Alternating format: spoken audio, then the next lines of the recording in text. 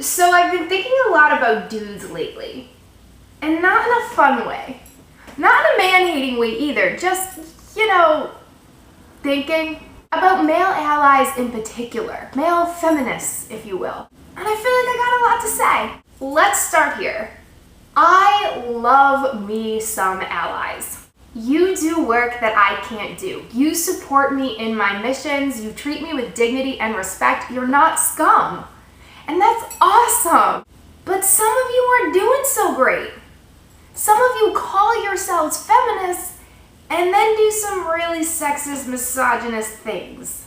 Some of you talk a really good talk, but when it comes to applying feminist values to your everyday lives, really don't walk the walk too well. And I'm just confused. So I wanted to give you a few reminders, just a few, on how to be a good ally. So, dear feminist men, you still have social power in every interaction you have in a day. Yes, even with fellow feminists. Just because I'm a feminist and you're a feminist doesn't mean that when we have a conversation, magically socialization goes out the window. Think about that actively, please. You have a duty to amplify the voices of women. That means you should share our work. It means you should reference our resources. It means that if you get called to be on a panel, you need to ask whether or not there's a woman on that panel too. Yeah, even if the panel is on masculinity. Because just like you can talk about feminism, we can talk about manhood. We're well versed in manhood. Speaking of masculinity, could you not make everything about you? Part of breaking down patriarchal norms involves deconstructing hegemonic masculinity. Talking about how patriarchy stifles men and how to strive toward a more positive masculinity is important and necessary work. Keep doing it. But if the bulk of your feminist work is putting the focus on men, you're kind of missing the point. Do both. Trans guys exist. I've seen so many lists coming out lately, like, the top 10 feminist dudes you want to follow on Twitter, or like 5 feminist dudes doing great work. Which is cool, but then it turns out they're all cisgender. If you're going to compile or be featured in a list of kick-ass feminist men, make sure trans guys are included. And if you don't have any trusted go-tos already, sounds like you've got homework. Let's talk about sex. Remember how I was saying that you can't just shut off your socialization? That also applies in sex. Like, I have actually seen so-called feminist guys get women to sleep with them just by virtue of being feminist guys. That's fucked up. Don't use feminism to get laid. That's not what it's here for. You could argue that feminism is supposed to be sexually liberating, but yeah, for women. You already get to have promiscuous sex. You already get to experience sexual pleasure. You already have all of mainstream sexuality culture focused on you. Don't use feminism as an excuse to use people. Speaking of feminist guys and sex, look, I'm really glad that you enjoy going down on women. Right on. But it's kind of weird when you bring it up all the time. Like, I love eating pussy. Me too. What do you want, a cookie?